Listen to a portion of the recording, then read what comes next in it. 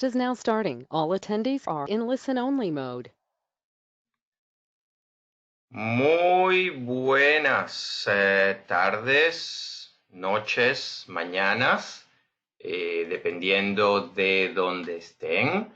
Les habla Daniel Horowitz, genealogista de MyHeritage, y es un placer para mí darles la bienvenida en este 2020 a otro nuevo año de las sesiones webinars de MyHeritage. Normalmente este espacio lo va a dirigir nuestra querida amiga Sonia Mesa, que en estos momentos se encuentra cruzando el espacio, regresando a su casa después de haber pasado unos cuantos días aquí con nosotros en Israel, en el cuartel general de MyHeritage. Así que, bueno, hoy seré yo el que conduzca este webinar titulado Verdad Documental versus Verdad Genealógica, develando secretos familiares a través del ADN. Y con nosotros hoy contamos con Enrique Yarza Rovira, o Rovira, realmente Enrique no le pregunté dónde lleva el acento. Enrique es abogado, historiador y expresidente del Instituto de Estudios Genealógicos del Uruguay, donde él se encuentra. Así que entre Enrique y yo tenemos cubierto por lo menos la mitad del globo terráqueo. Desde el 2012 dicta un seminario taller de genealogía, disertante en el Congreso de Genealogía en el exterior, y ha escrito varias obras, entre las cuales se encuentran Génesis y evolución del mestizaje en el Río de la Plata, genealogía de las familias fundadoras de Minas, africanos, portugueses y extranjeros en Minas durante el periodo hispánico, y un vasco anónimo en la aventura americana. Yo, la verdad, tengo que decir, ya he visto un poco de qué se trata esta presentación. Enrique ha tenido la delicadeza de mostrarme su presentación, su PowerPoint, y debo decirles que es sumamente interesante porque está basado en su propia genealogía, en su investigación. Así que, sin más preámbulos, yo voy a pasarle el control a Enrique, el cual ya lo tiene ahí, como ven ustedes en sus pantallas. Enrique, bienvenido y muchísimas gracias por dedicarnos este tiempo y enseñarnos un poco acerca de la genealogía y el ADN. Buenas tardes, Daniel. Es un gran gusto estar aquí presente con todos ustedes. Dale mis saludos también a Sonia Mesa, que ha sido de mucha gran ayuda en este último tiempo con esta ponencia también. Así que bueno, como tú bien decías, vamos a dar hoy un caso muy, o sea, son 3 casos, pero de los cuales haré mayor referencia a uno de los 3. Todos estos casos forman parte. Pero antes de ver estos casos, quiero hacer, ¿verdad?, una recapitulación acerca de ciertos términos esenciales que nos van a poder ayudar a la hora de desentrañar estos 3 casos que vamos a presentar luego. Comenzamos por la definición de la genealogía, que como todos sabemos, la genealogía es la disciplina que estudia la composición de las familias, la ascendencia, la descendencia, las relaciones de parentesco y las alianzas de una persona, ¿verdad? Y la genealogía es una ciencia que documenta los diferentes tipos de parentescos, ya sean estos biológicos, adoptivos, políticos o espirituales. Nosotros hoy vamos a hacer referencia a los parentescos biológicos, es decir, los que nos llegan de la sangre. En cuanto a la genealogía genética, digamos que es una ciencia nueva y es la aplicación de la evidencia del ADN a la investigación genealógica. La evidencia genética puede ser empleada para confirmar o para rechazar una hipótesis genealógica, como vamos a ver ahora. Yo les digo siempre a mis alumnos que uno cuando comienza en esta aventura, que yo la llamo en este mundo mágico, ¿verdad?, del cual nunca tenemos un final, de remontarnos en nuestras genealogías, hay que tener presente que lo que estamos haciendo y lo que estamos reconstruyendo es una genealogía jurídica. O sea, nosotros nos basamos en las actas o en las partidas del registro de Estado Civil, por lo menos en el siglo XX y en una parte del siglo XIX. Anterior a esa fecha nos vamos a tener que, tenemos que acudir a las iglesias, ¿verdad? O sea, a los registros eclesiásticos, que nos podemos ir también hacia atrás unos siglos más, pero no más allá del siglo XVI, cuando el Concilio de Trento, entre el 1543 y 1563, que fue el que impuso la obligatoriedad, ¿verdad?, a los curas para que se llevara toda esta documentación eclesiástica. Entonces es muy difícil retrotraerse más allá del siglo XVI. Pero aún así decíamos que tanto las actas del registro de Estado Civil como las actas que nos puedan proporcionar las iglesias son documentos, y nosotros como genealogistas debemos atenernos a ellos. Pero hay que tener presente que estos documentos pueden no ser exactos, o sea, pueden estar alterados o que las transcripciones no sean correctas, o hay veces que tenemos carencias de documentación, por ejemplo, cuando hubo un incendio en un determinado pueblo o en una determinada villa y los registros eclesiásticos perecieron. O sea, ahí es donde se nos forma un vacío genealógico. Todo esto para decir que los genealogistas y los que estamos en estas lides conocemos de estos casos, sabemos que siempre estamos trabajando con un material que es imperfecto, ateniéndonos a los documentos que en muchos casos y por diversas motivaciones pueden tergiversar la verdad. Esto desde el punto de vista de la genealogía tradicional. Ahora, felizmente, tenemos los avances del ADN que vienen a ayudar a los genealogistas en nuestras búsquedas, y sobre todo en esos casos que decíamos que no tenemos una documentación fehaciente o que la misma no es del todo clara. Pasamos bien, vamos a la otra imagen. Estábamos viendo entonces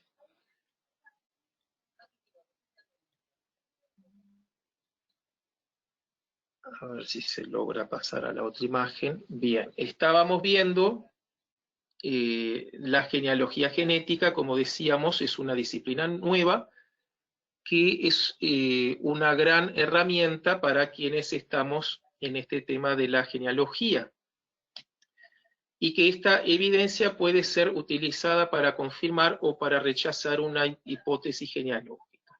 A estos efectos vamos a analizar hoy tres tipos esenciales de análisis de ADN.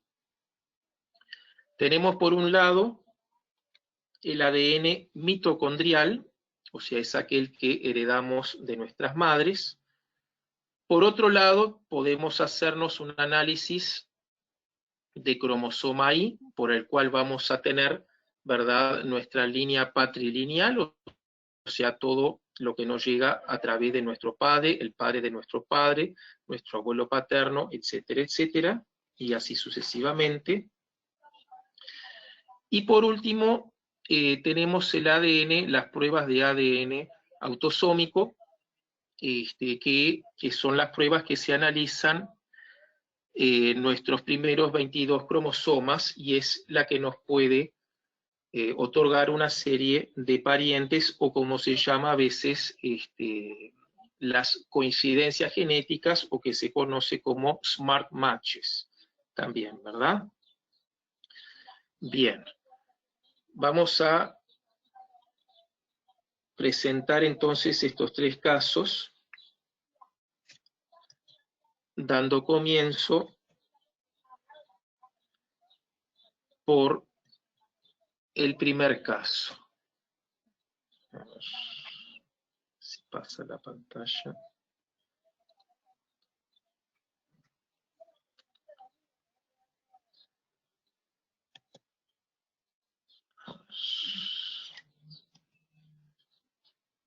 No logro pasar, a ver.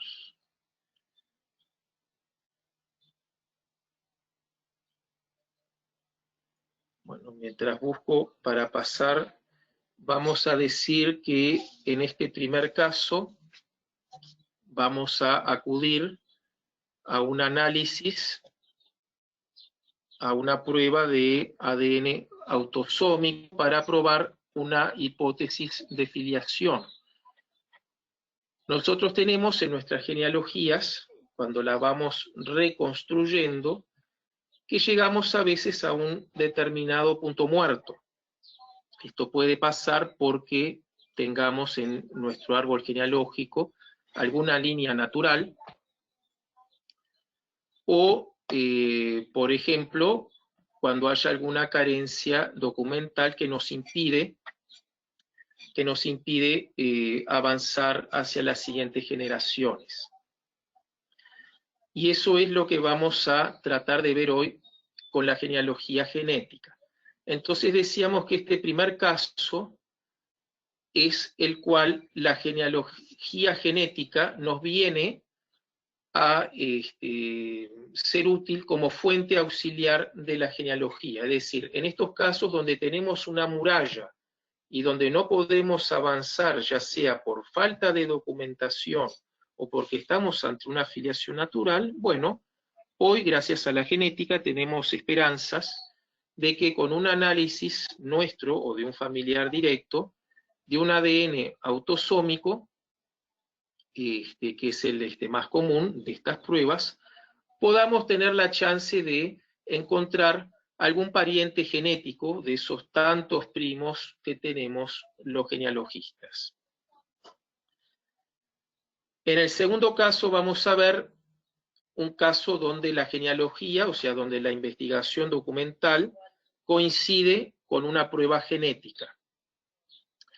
Y en el tercer y último caso, que es el más difícil y es el que le vamos a hacer mayor hincapié, es cuando tenemos una investigación genealógica totalmente probada documentalmente, cuando la sometemos, ¿verdad?, a una corroboración con el ADN, nos vamos a dar cuenta de que la genética nos señala otro resultado que no es el que nosotros preveíamos.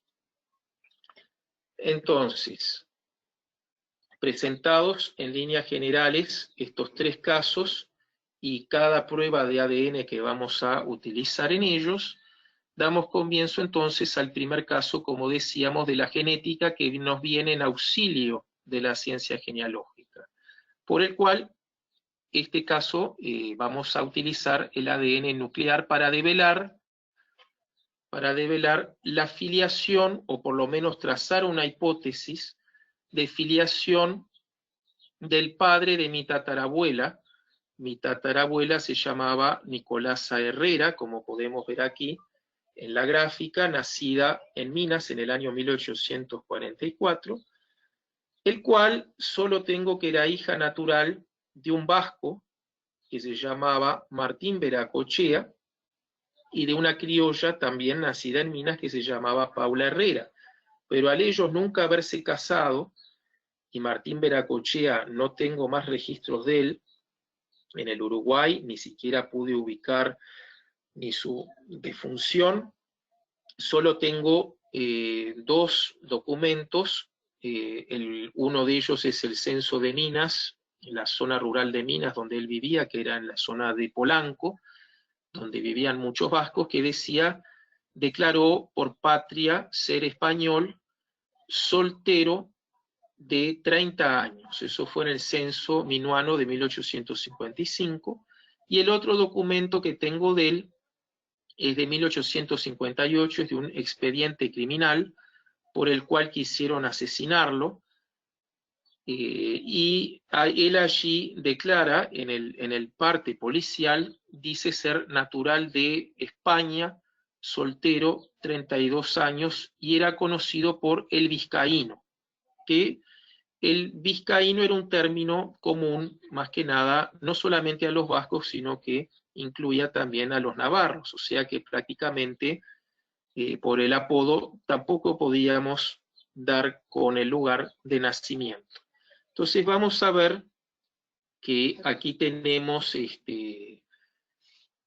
una gran muralla por el cual documentalmente no podemos seguirle la pista a este Martín Veracochea, pero con un análisis de ADN que me realicé hace un tiempo, me dio entre las coincidencias genéticas un usuario nacido en Puerto Rico que felizmente tenía su árbol en línea, lo cual me dio que tenemos en común 7 centimorgans, lo que nos sitúa entre primos quintos a primos octavos, lo cual es un parentesco no muy directo, no muy de cerca, pero nuestro tronco común estaría posiblemente hacia los inicios del siglo XVIII. Reconstruyendo el árbol de este usuario de Puerto Rico, me llama la atención que él desciende de un matrimonio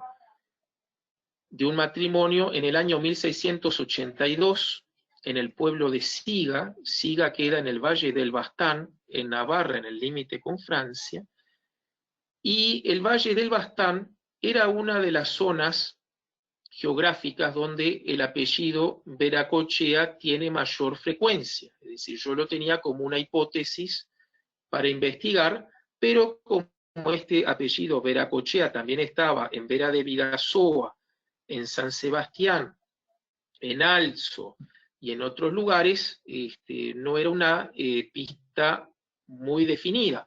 Pero ahora ya con esta coincidencia genética, de las cuales también pude analizar que en su árbol no tenemos ninguna otra rama en común, ya nos da pie para sostener que ese matrimonio producido en Siga de 1682, ¿verdad?, puede ser el tronco común que nos una con este señor, en el cual tenemos, ¿verdad?, desde mi generación y la de él hasta el tronco común, ese matrimonio de 1682, nos separan 11 generaciones. Y si se ve en el mapa, tenemos allí el Valle del Bastán, la zona de Siga con Irurita, que es donde está radicado la mayor parte de la gente que ostenta el apellido Veracochea. Bien. Pasamos entonces a la siguiente imagen. Decíamos que el apellido Veracochea tiene entre sus ramas gente de la zona del Valle del Bastán. Y yo tenía que, siempre lo tuve desde hace muchos años como hipótesis, a un Martín Felipe Veracochea, nacido en 1826, precisamente en el pueblo de Irurita, en el Valle del Bastán. Y si me remonto en la genealogía de este Martín Felipe Veracochea, nos vamos a dar cuenta que desciende en grado de padre, abuelo, bisabuelo, en grado de chosno, del matrimonio que ya vimos recién, ancestros del usuario de Puerto Rico, que sería Pedro de Gamio, quien casa en Siga en 1682 con Catalina de Inda, de la casa Indacoa. O sea, la casa Indacoa era donde vivían los Veracoechea de Siga. ¿Qué quiero decir con todo esto? Evidentemente que la coincidencia genética de 7 centimorgans no es una prueba definitiva, pero creo que estamos en lo cierto porque de la genealogía que tenemos con la otra persona de Puerto Rico no tenemos absolutamente ninguna rama en común más que esta.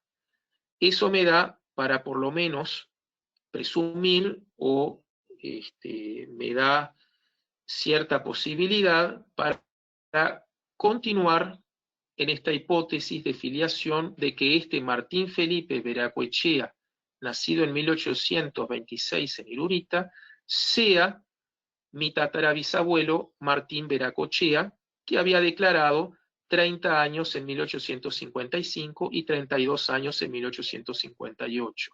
O sea que el nacimiento estaría prácticamente, estamos ante la misma persona.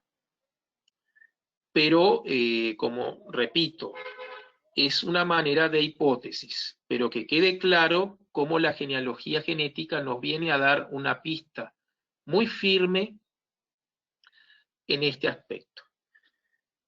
Bien, dejamos este caso por el cual la genealogía genética puede resultarnos una fuente muy valiosa para los genealogistas, y vamos a pasar entonces al segundo caso. El segundo caso que vamos a analizar es un caso de ADN mitocondrial. Como decíamos hoy, nosotros heredamos de nuestras madres este ADN mitocondrial, pero solamente lo van pasando las mujeres. Es decir, yo tengo el ADN, por supuesto, mitocondrial de mi madre, pero a mis hijos no se los puedo pasar porque yo soy varón, o sea que se corta conmigo. Pero puedo reconstruir a partir de mi madre, de mi abuela, de mi bisabuela, ¿verdad? O sea, podemos tener nuestro ADN mitocondrial. En el caso que presento, ¿verdad?, de este ADN mitocondrial, que como decimos que se transmite solo por la línea femenina, ¿tá?, en un pequeño fragmento circular de ADN que se encuentra en las mitocondrias. Este caso, la prueba se la realicé a mi tía paterna, a mi tía Olga. Yo tengo el árbol genealógico analizado de mi tía Olga y vamos a ver que por madre de madre de madre de madre llegamos a una indígena que vivió en el siglo XVIII en la zona de Córdoba, Argentina, actual Argentina. Entonces aquí presentamos el árbol genealógico de mi tía paterna Olga Yarza, por el cual documentalmente llegamos hasta la 8ª generación, todo por línea materna, o sea, Olga, hija de Mariana Ayala, hija de Nicolasa Lorenzo, hija a su vez de Nicolasa Herrera, que tuvo por madre a Paula Herrera, a su vez hija de Francisca Basualdo, nacida en 1793, hija de María Petrona Villagra, nacida en Buenos Aires en 1778, y acá sí tenemos que Petrona Villagra era hija de María del Tránsito Maidana, y es la primera mención que tenemos en el linaje familiar como una persona de castas, es decir, la partida de matrimonio la califica como mestiza. Ella cuando se casa en 1774 en Buenos Aires figura como mestiza, natural de Córdoba del Tucumán, hija de José Asensio Maidana y de María Rosa Loza, que es la que vamos a investigar ahora, que fue lo máximo que pudimos llegar en la línea documental. María Rosa Loza, por lo que hemos averiguado, había nacido más o menos hacia el 1720-25, en la zona del Río Segundo de Córdoba, y se trasladó con su familia a Buenos Aires, y de allí pasaron para la banda oriental antes del año 1780. Bueno, y vamos a ver cómo nos liga el resultado genético que fue practicado a mi tía Olga hace ya exactamente 10 años atrás. Del análisis genético de mi tía Olga nos da precisamente que su ancestría materna es indígena. ¿Qué quiere decir esto? Nada más ni nada menos que lo que se investigó, lo que se vino investigando a lo largo de muchísimos años hasta la indígena cordobesa María Rosa Loza, bueno, genéticamente se prueba que estamos en lo cierto. Y creo que no podía ser de otra manera, porque, como todos sabemos, nuestras genealogías maternas son siempre mucho más exactas. A no ser que en el medio haya habido una adopción o una sustitución de un hijo, la madre es siempre cierta. Ya los romanos lo decían, mater certam est. Entonces, este es un caso que viene a relevar una coincidencia entre la investigación documental con la genealogía genética, con el análisis genético de este ADN mitocondrial que cifra el haplogrupo de María Rosa Loza y de la madre, de la madre, de la madre, etcétera, etcétera, dentro del haplogrupo A2, que es típicamente indígena americano, grupo disperso en toda América, es uno de los haplogrupos fundadores que portaban los primeros habitantes del continente y que se vincula con los indígenas guaraníes hasta el 90%. Si vemos en el mapa, la zona donde están los guaraníes abarca, o sea, el sur del Brasil, el norte de lo que hoy viene a ser la Argentina, todo el Paraguay, un poquito el sur de Bolivia, y los guaraníes tuvieron especial influencia en la banda oriental ya desde el siglo XVIII. Tanto es así que la lengua guaraní en toda la banda oriental y más que nada en el medio rural era una lengua muy común. Y es posible que, como Córdoba también había reducciones jesuitas, es muy posible que los padres jesuitas hayan adoctrinado, ¿verdad?, indígenas guaraníes junto con los diaguitas o con los calchaquíes, que son otros indígenas de la zona. Bien. Hasta acá, más o menos, lo que hemos probado es el primer caso, es un caso que nos da pistas, que nos está ayudando a la investigación documental. El segundo caso, como vimos recién, es un caso en que nos comprueba una investigación documental que ya la teníamos estudiada, y ahora nos falta ver un tercer caso, que como yo digo, acá es cuando se nos complica la cosa, porque hasta ahora veníamos bien. Pero ¿qué pasa? ¿Qué pasa cuando tenemos un análisis de ADN que tira abajo, o que amenaza por lo menos tirar abajo toda una genealogía perfectamente documentada a lo largo de 20, 25 o 30 años, como es este caso? Acá voy a presentar mi genealogía paterna, y el tipo de análisis que se usó es el ADN-I, o sea, es el estudio del cromosoma I, que como veíamos es aquel que se transmite de padre a padre, o sea, padre, abuelo, bisabuelo, siempre todo por línea de varón, como estamos viendo en esta imagen. Y vamos a señalar este cuadro genealógico de la ancestría paterna mía, y de la ancestría paterna de la otra persona con la que me comparé, que es un pariente en grado de, digamos, el papá y yo éramos primos terceros, o sea que él viene a ser hijo de un primo tercero, pero los dos, por lo menos jurídicamente, descendemos del tronco común en Oñate, Guipúzcoa, en el País Vasco, de Sebastián Yarza Inurritegui, nacido en 1790 en Oñate, casado en 1813, allí mismo, con María Antonia de Valenzatei. Yo desciendo de Manuel Yarza, nacido en 1821, que como tantos vascos en las épocas de las guerras, ¿verdad?, de las guerras carlistas, tomó la aventura americana y llega a estas tierras en el año 1842 y se casó en Minas con otra vasca, aunque no originario de su mismo pueblo, sino que ella era vasca navarra de la zona del Valle del Bastán.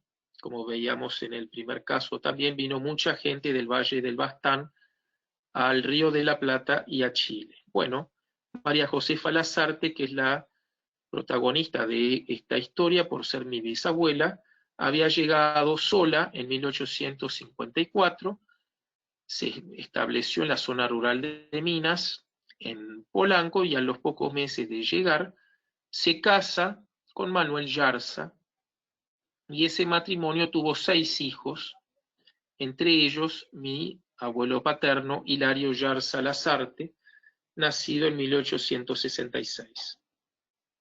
Toda esta genealogía que me llega hasta mí es una genealogía perfectamente probada, documentalmente analizada, incluso de la familia Yarza pude remontarme muy lejos en el tiempo, yo diría que es de las genealogías que más investigué, tal vez sea un poco por eso de que nosotros llevamos el apellido paterno y en general, por lo menos psicológicamente, nos llega más nuestro apellido paterno porque es el que transmitimos a la siguiente generación y consideramos nuestros ancestros paternos en general como antepasados de mejor categoría, lo cual no debería ser así.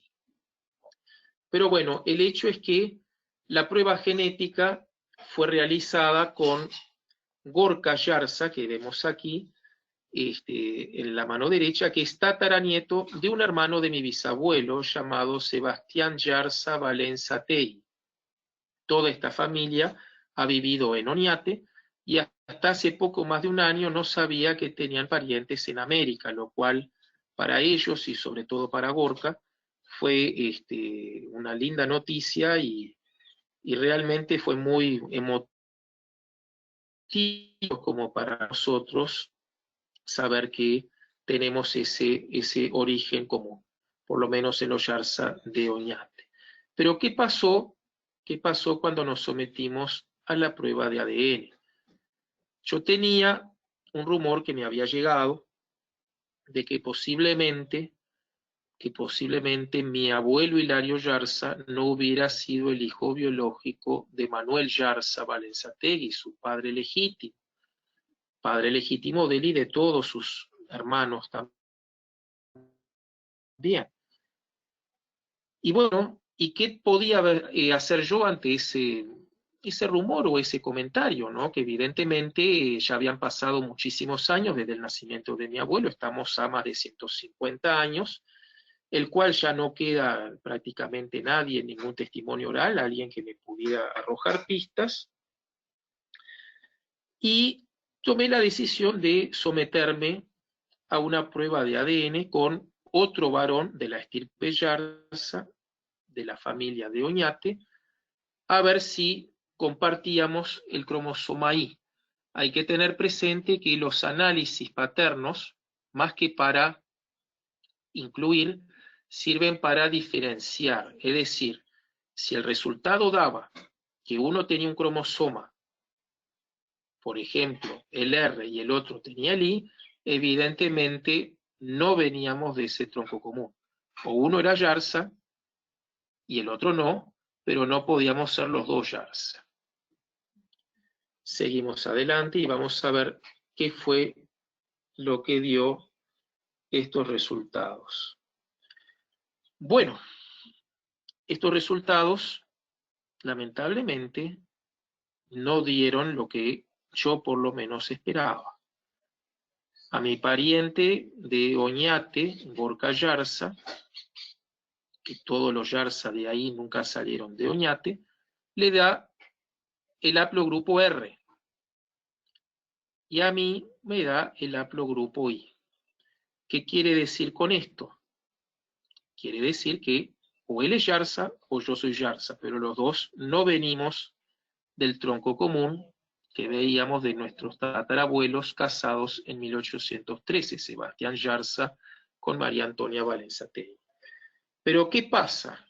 Analizando la frecuencia geográfica de cada haplogrupo, me doy cuenta que el haplogrupo de Gorka está muy presente y forma parte del 70% de los varones del País Vasco, en tanto que mi haplogrupo es más común en el centro y en el noreste de Europa y en la zona de los Balcanes. Entonces, cobraba ese secreto familiar, ¿verdad?, de la posible no paternidad de mi bisabuelo Yarza sobre mi abuelo. Y bueno, ahí es donde se me planteó todo este tema, pero ¿cómo saber si la línea de él era la correcta o la línea mía? Ahí habría que haber buscado un tercer hermano de mi bisabuelo que tuviera descendencia varonil hasta hoy y que se sometiera al mismo análisis que nosotros. Pero lamentablemente el último hermano que había tenido descendencia, Francisco Yarza Valenzategui, en la segunda generación ya quedaron líneas femeninas, por lo cual no pudimos hallar a alguien vivo hoy, un varón Yarza vivo, para que definiera este partido. Por el cual aquí llegábamos a un callejón sin salida, pero como yo digo, a una diferencia casi de un 5-0, porque se dan cuenta que el haplogrupo R tiene mucha mayor presencia que el haplogrupo I en el País Vasco. Y si a esto sumamos toda la moralidad, la Iglesia Católica y las costumbres imperantes en el País Vasco, hace suponer una rigidez familiar y una moral que donde no se registran prácticamente hijos naturales, lo cual se opone a la banda oriental del siglo XIX, y más atrás aún desde el periodo hispánico, particularmente en el medio rural, donde la libertad física y los amancebamientos eran moneda corriente.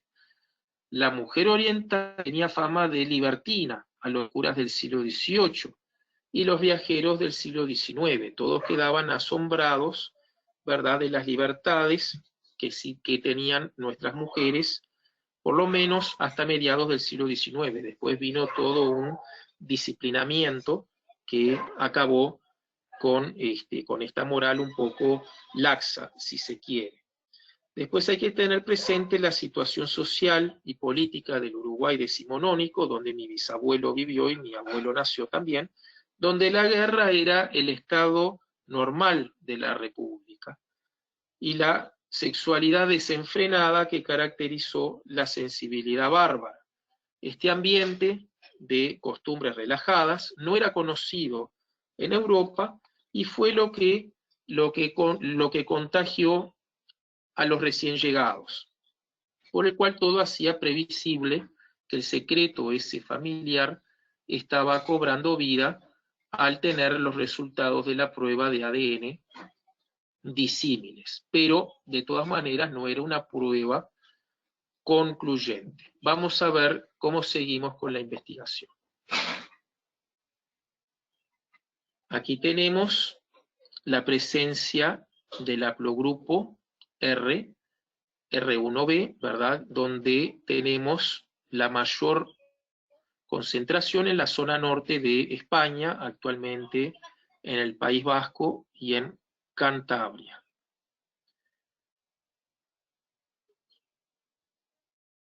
Bien. Y el cromosoma Y, que estamos viendo en azul, está más presente en el centro de Europa.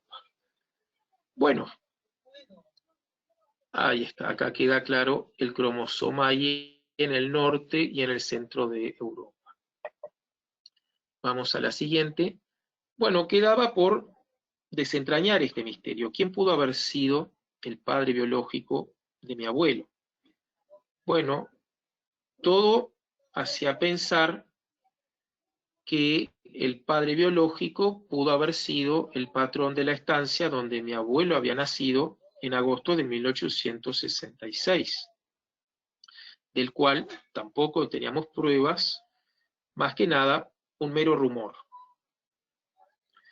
¿Cómo seguíamos adelante entonces con esta investigación? Tendríamos que buscar en este caso, tendríamos que analizar la descendencia de este propietario, de este hacendado francés, que se llamaba Juan Bautista Próspero Barnier, era nacido en el sureste de Francia.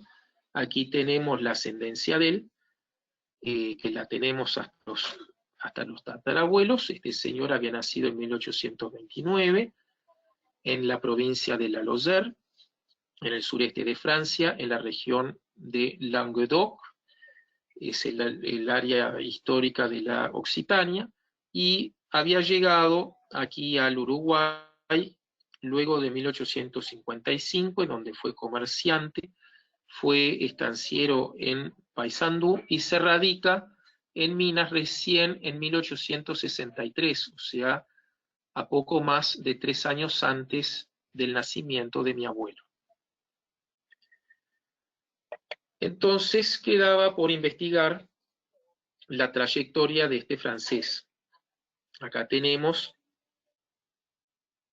la zona geográfica donde él nació, está en rojo en esta provincia que era de la Lozère, y la capital es Mende, y el pueblito, que prácticamente ya casi no existe, quedarán algunas casas, que se llama Malavialette, que forma parte del distrito de La Tilleul. Bueno, este señor llegó aquí al Uruguay, como decíamos, y desde Paysandú se traslada a Minas hacia el año 1863, yo presumo por la guerra, ¿verdad? Hay que recordar que Paysandú cae en manos brasileñas junto con la invasión de Flores en enero de 1865, y pienso que él, huyendo de la guerra, se viene a la zona rural de Minas, en la zona de Polanco, donde había mucha mano de obra vasca, y él se dedicaba a la cría de ovejas. Él no era casado todavía en ese momento, en el momento del nacimiento de mi abuelo en 1866. Pero un tiempo después decide retornar a Francia, cuando sus dos padres mueren en 1867 y 68, evidentemente, él viaja a Francia, cobra la sucesión paterna, y ya se viene casado con una lugareña. Y a su regreso a el Uruguay, y se afincan en Polanco, donde él ya estaba, funda una estancia que fue muy próspera y modelo para todas las de la época, que se llamó La Gironde, La Gironda, donde dio trabajo a muchos vascos. Y ahí trabajaba mi bisabuelo Manuel Yarza Valenzategui como carrero.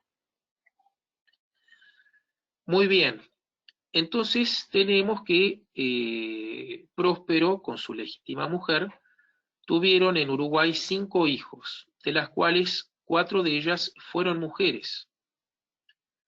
3 continuaron con la descendencia, hubo una que no, porque su marido murió siendo joven, y ella se vuelve a Francia, pero bueno, el hijo varón, Guillermo Carlos Barnier, que fue el que siguió con la estancia paterna hasta su fallecimiento en 1900 54 fue un gran hacendado y muy próspero. Si bien era casado, no tuvo descendencia, lo cual me privaba de encontrar a un varón descendiente de él para hacer un análisis de ADN por cromosoma Y. Entonces también esta vía estábamos llegando a un callejón sin salida. Pero nos quedaba seguir la línea de las hijas mujeres, tratar de ubicar más descendientes de sus hijas, y así fue como proseguimos. De toda esta descendencia, tuvimos una muy buena llegada con una de las bisnietas legítimas del matrimonio Barnier-Monestier, que accedió, ¿verdad?, a someterse con MyHeritage a una prueba de ADN autosómico. Hay que tener presente que para el mundo hispano, MyHeritage es la mejor de las empresas, porque es la que nos da mayores y mejores coincidencias genéticas. MyHeritage pegó muy fuerte en la comunidad hispana, en los latinos de los Estados Unidos, que son cerca de 60 millones de personas, con las cuales nosotros podemos llegar a tener mayores coincidencias genéticas. Hay que tener presente que todas estas pruebas genéticas son muy populares en el mundo anglosajón, no así en los países latinos. Por eso es que en Estados Unidos siempre hay ofertas, incluso para el día de San Valentín, el día, ¿verdad? Siempre hay promociones para las fiestas, para el Día del Padre o de la Madre. Ellos lo ven, ¿verdad?, como algo muy común, pero no es así para nosotros, y menos, por ejemplo, para Francia, donde sé que están prohibidos. Ahora leí que parece que le van a sacar prohibición, pero hasta hace poco en Francia los análisis de ADN son ilegales. Felizmente, de la prueba de ADN que se realizó en diciembre, exactamente del año 2018, tuve los resultados el 15 de febrero del 2019, o sea, hace poco menos de un año. ¿Y qué vino a dar esta prueba? Bueno, vino a dar que la bisnieta legítima de Próspero Barnier y yo compartimos nada más ni nada menos que 1,9% de nuestro ADN, lo que se traduce casi en 136 centimorgans en 5 segmentos compartidos, siendo el más grande de ellos de 70 centimorgans. A esto le podemos sumar también el análisis que mi tía paterna Olga Yerza ya lo tenía hecho también, con la cual nos da una coincidencia entre los tres, lo que se llama una triangulación. Tenemos por un lado la triangulación de árboles, por el cual tenemos los antepasados comunes entre los árboles de los parientes más cercanos en la línea genealógica. Pero también tenemos la triangulación de los segmentos que tenemos en cada cromosoma, por el cual los investigadores identificamos el antepasado potencialmente responsable del segmento de ADN compartido por 2, por 3 o por más de los descendientes, como se ve en este caso, en el cual entre mi tía, la bisnieta de Barnier, y yo, tenemos 2 segmentos triangulados compartidos, de los cuales en el cromosoma 1 es un segmento que es bastante grande. Seguimos adelante con la presentación. Y esto nos viene a dar, según MyHeritage, que los 135 centimorgans que yo comparto, que es el 1,9% de nuestro ADN en común, nos transformaría para MyHeritage en primo hermano de tercera generación o primo segundo de segunda generación. La relación dada por MyHeritage no fue del todo correcta, aunque estaba en lo cierto.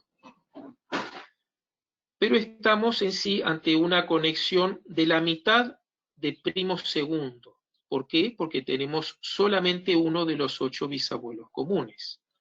Si a mi resultado lo comparamos con los de mi tía Olga y de la bisnieta del francés, nos damos cuenta que la coincidencia es aún mayor, llegando a 251 centimorgans, o sea, el 3,5% del ADN en común, lo cual es muchísimo. Y todavía en 9 segmentos. Yo tenía en 5 y con mi tía lo tienen en 9. El más grande siendo de casi 78 centimorgans. O sea, como se verá, acá sí es un parentesco que no da lugar a la más mínima duda. Está perfectamente probado que es un parentesco de lo más directo posible.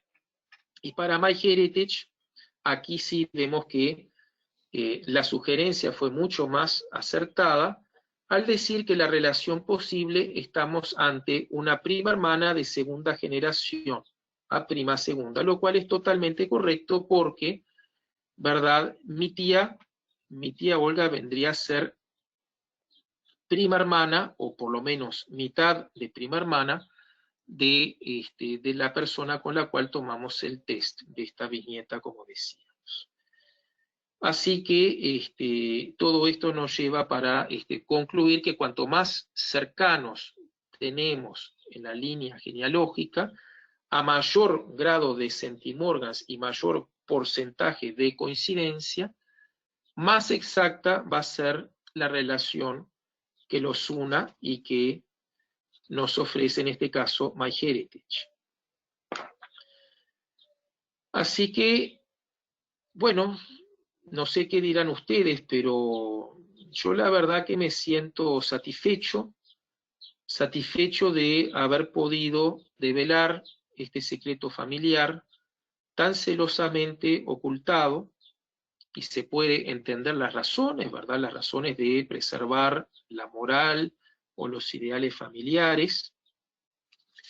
Hay que tener presente que los secretos están siempre ocultados deliberadamente, conscientes de que es una realidad que produce una herida y que cuestiona los valores familiares y la pertinencia social de un sujeto. Hay que tener presente también que en esas épocas existía lo que el viejo derecho español, incluso nuestro Código Civil, establecía las categorías de hijos adulterinos, ¿verdad? Lo cual era un estigma para la persona a lo largo de toda la vida. Entonces, ¿por qué ser un hijo adulterino siendo si ya se tenía una filiación de hijo legítimo? Una persona que ya estaba adscripta a una familia y que fue tratado y criado como tal. Y ese padre legal, que fue a su vez el que le transmitió, ¿verdad? En el seno familiar, le transmitió la moral, la hombría de bien, cualidades que no se heredan genéticamente. Entonces, tampoco había ninguna razón para hacer público. Nuestras primeras generaciones de mi abuelo e incluso sus hermanos no tenían ningún motivo, ¿verdad?, para hacer público estos secretos que iban a constituir una afrenta no solo para ellos, sino para el núcleo familiar y para sus descendientes. Pero a estas alturas, donde ya han pasado 153 años y ciertos meses, ya no están dadas, a mi juicio, las circunstancias para perpetuar este ocultamiento. Ya no existe una unidad familiar a preservar, ni pertenencia a un medio social, y ya felizmente fueron abolidas las estigmatizaciones, de los hijos adulterinos, categorías recogidas por nuestro Código Civil y que quedaron derogadas desde el año 1914. Todos los protagonistas de esta historia, mis abuelos, mi abuelo, sus hermanos y mis bisabuelos, por supuesto, el padre biológico, están todos fallecidos. Fallecieron hace innumerables décadas. Entonces, creo que esta historia, este secreto familiar, creo que luego de un análisis de mi conciencia, sometí finalmente darlo a luz y que la verdad se imponga. Que se imponga porque es lo que tiene que ser. Es lo que debe ser, porque como genealogistas a nosotros nos mueve el conocimiento de la verdad, duela o no duela, pero siempre estamos en búsqueda de la verdad. Muy bien dicho, Enrique, y realmente comparto con usted el mismo sentimiento.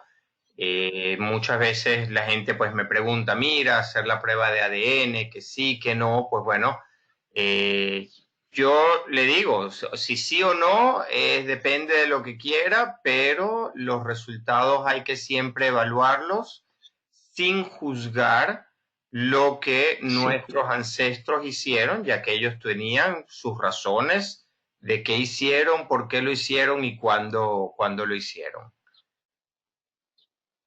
Exactamente, Daniel, si de eso se trata, de no juzgar, porque hay que tener presente que uno les debe la vida a ellos.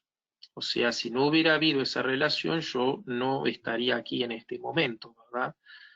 Por supuesto que en esto nada cambia, porque yo sigo con mi apellido, que le transmití a mis hijos y que me enorgullezco de él, pero bueno, evidentemente salió a luz una verdad, un secreto familiar, el cual, como tú bien dices, no hay que emitir juicios, sino que como genealogistas debemos asumirlo y debemos seguir hacia adelante.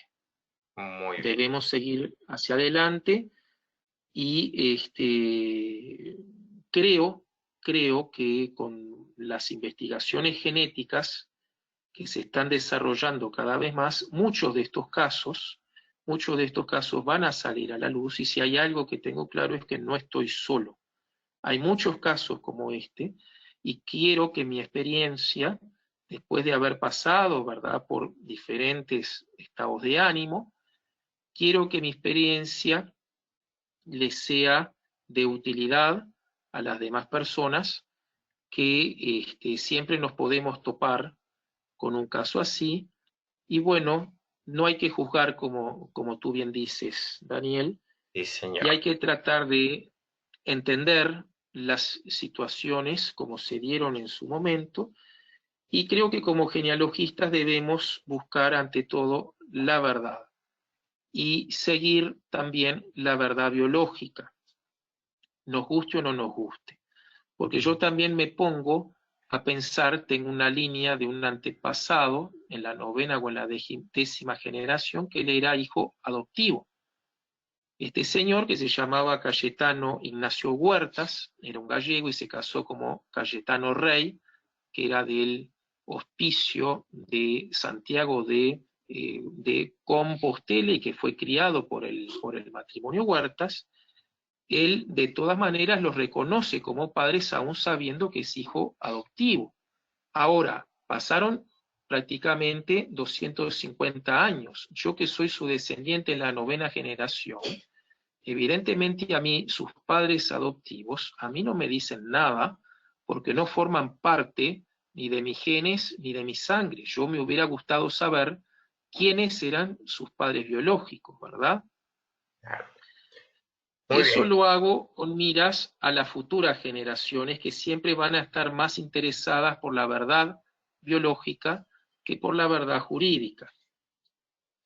Exactamente. Entonces, para poder seguir nosotros adelante con nuestro proyecto y nuestra genealogía y nuestros anuncios que tengo que hacer, Ya les he puesto ahí en el chat a toda la gente una dirección electrónica muy importante. Le voy a poner ahorita la segunda.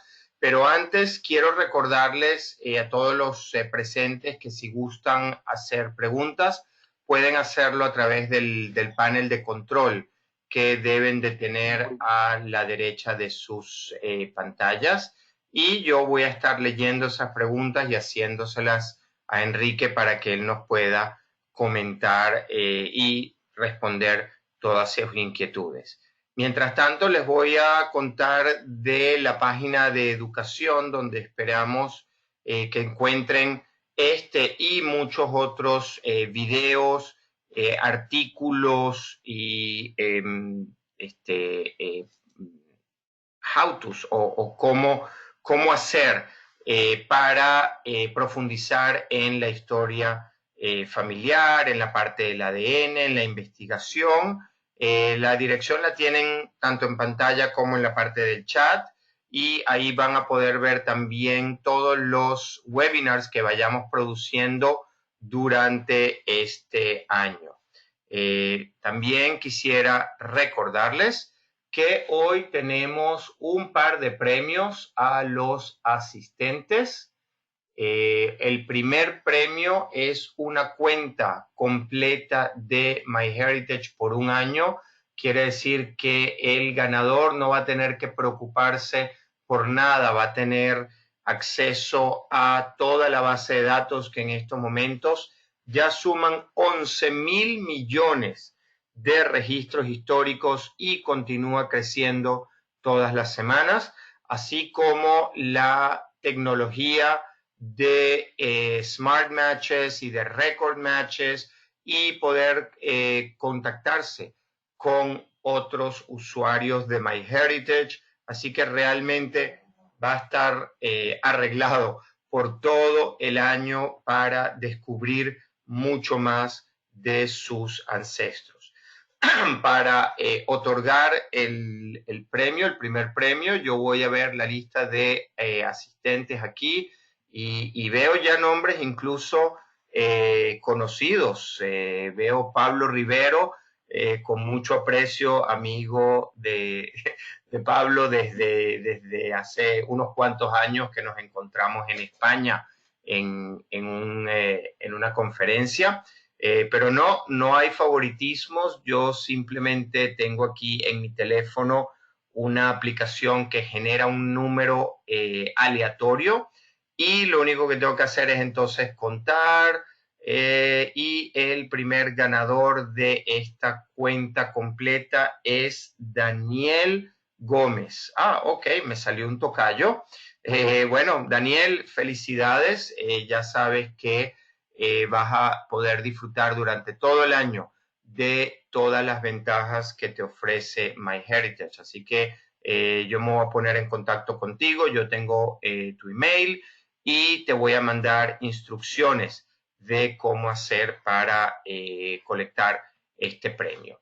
El segundo premio es un kit de ADN muy a propósito de la charla de hoy. Estoy seguro que todo el mundo quiere un kit de ADN, incluso aquellos que ya se han hecho la prueba, porque siempre hay algún familiar que necesitábamos probar. Entonces voy a volver a activar el número y el número ganador de esta prueba de ADN, que es una prueba, por cierto, autosomal. Enrique nos ha hablado hoy de las pruebas mitocondriales, de las pruebas de Y que van solamente por el lado materno.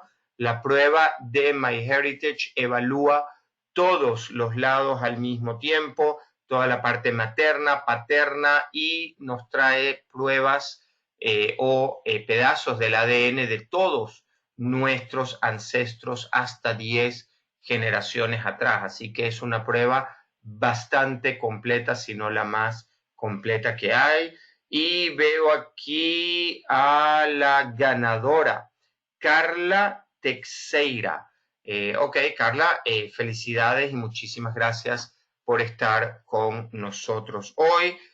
igual que a Daniel, y ya tengo aquí anotado los datos. Vamos a estar en contacto para darle las instrucciones de cómo hacer para colectar sus premios. Y bueno, para todos ustedes que no han tenido la fortuna de ganar y quieren un kit de ADN, pues pueden entrar hoy mismo en myheritage.es/DNA y adquirir su kit de ADN.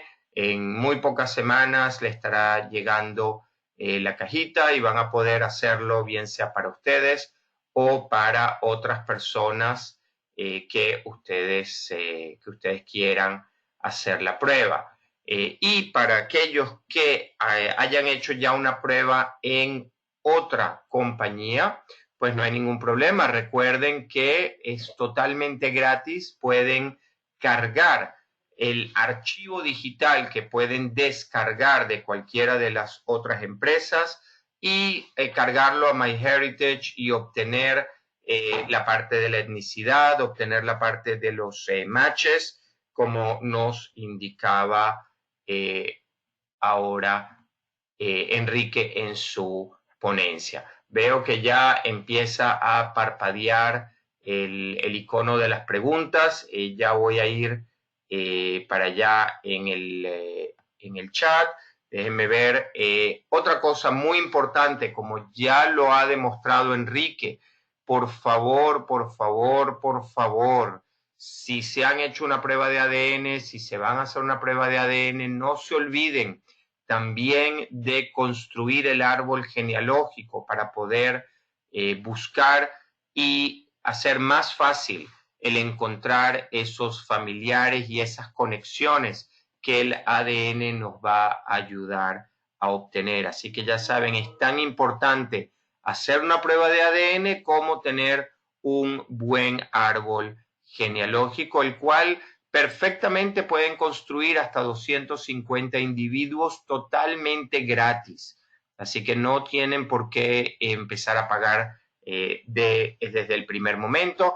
No se preocupen, MyHeritage es bastante bueno en decirles cuándo queremos que ustedes paguen, así que no se preocupen.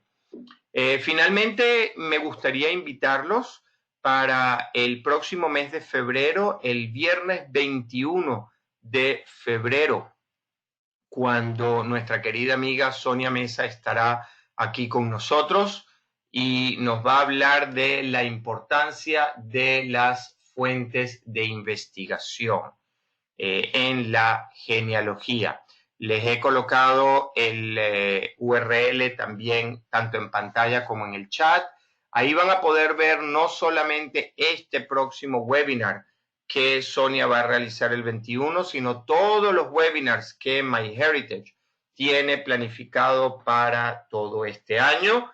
Y bueno, tenemos una sorpresita que viene también probablemente ya para febrero. Vamos a hacerla pública y ustedes se van a beneficiar también de eso, así que por favor esténse pendientes. Todo eso gracias a nuestra empresa filial o ahijada en correcto castellano, Legacy Family Tree Webinars, la cual nos ayuda con toda la parte técnica de los webinars. Veo, Enrique, que tenemos aquí ya preguntas listas para usted. La primera viene de Jorge Ferreira y nos comenta que hay una dificultad que presenta porque MyHeritage no tiene un buscador específico de localidades. Bueno, eso creo que soy yo un poco más la persona correcta para responderle a Jorge. Jorge, sí, MyHeritage sí tiene un buscador específico de localidades. Una vez que entras en el buscador de MyHeritage, puedes bajar un poquitico la pantalla y encontrar un mapa del mundo, y ahí en el mapa del mundo vas a poder seleccionar el continente y posteriormente el país, y todas las búsquedas que realices en cuanto a en el buscador en ese momento se van a enfocar a la localidad que estás seleccionando. Por los momentos, la búsqueda es por países, nada más exacto que eso. La otra opción es simplemente cuando haces una búsqueda, colocar el nombre de la provincia o el nombre de la ciudad, y MyHeritage va a hacer lo imposible por tratar de traerte los registros o traerte los resultados que vayan específicamente de acuerdo a esa localidad. Estoy viendo aquí un par de comentarios, Enrique, gente que nos escribe que les gustó mucho la charla, que han aprendido mucho el día de hoy, espectacular, me escribe aquí Carla. Lo que no me queda claro es si espectacular que hayas ganado el premio, Carla, o espectacular la ponencia de hoy. Estoy seguro que es la ponencia de hoy de Enrique. Bueno, estoy tratando de leer rápidamente, pero no veo muchas preguntas. Así que, Enrique, yo creo que está todo perfectamente claro. No me quedaría más entonces, sino que nuevamente darte las gracias por esta presentación, verdad documental versus verdad genealógica. Y creo yo, corrígeme si me equivoco, que después de todo lo que nos has contado, no existe una verdad absoluta. Tenemos que ir con las dos verdades de la mano y saber aceptar que hay una verdad documental y hay una verdad genealógica y hay una verdad biológica, una tercera verdad biológica con la parte del ADN. Exactamente, Daniel, sí, de eso se trata, ¿verdad? O sea, las genealogías son siempre jurídicas y no biológicas, por lo menos lo que hacemos nosotros. Pero ahora con el ADN eso cambia mucho. Incluso otra cosa que no mencioné, el árbol genético es muy inferior al árbol genealógico, porque no todos, y eso tú lo sabes bien, en el ADN autosomal, ¿verdad? Autosómico, que no llega a más de 9 o de 10 generaciones, y vienen bajando, ¿verdad? O sea, vamos recibiendo los fragmentos de ADN de nuestros ancestros, pero hay ancestros que están en el árbol genealógico, pero no necesariamente son antepasados genéticos. También está ese otro tema. Bueno, sumamente interesante y nos deja la puerta abierta para otras intervenciones que vamos a tener durante este año. Para Enrique y para todos ustedes, vaya nuestra profunda palabra de agradecimiento por habernos acompañado hoy. Muy pronto vamos a tener la grabación de este webinar disponible para aquellos que la quieran volver a ver, o si se la perdieron y la están viendo en diferido, como se dice en el fútbol. Pues bueno, muchísimas gracias por habernos visto, habernos escuchado, y será hasta la próxima. Hasta luego. Muchas gracias, Daniel. Si me permites, puedo finalizar con una frase. Por favor. De James Watson. Antes pensábamos que nuestro futuro estaba en las estrellas. Ahora sabemos que está en nuestros genes. Muchas gracias. Muchísimas gracias a ustedes. Hasta luego.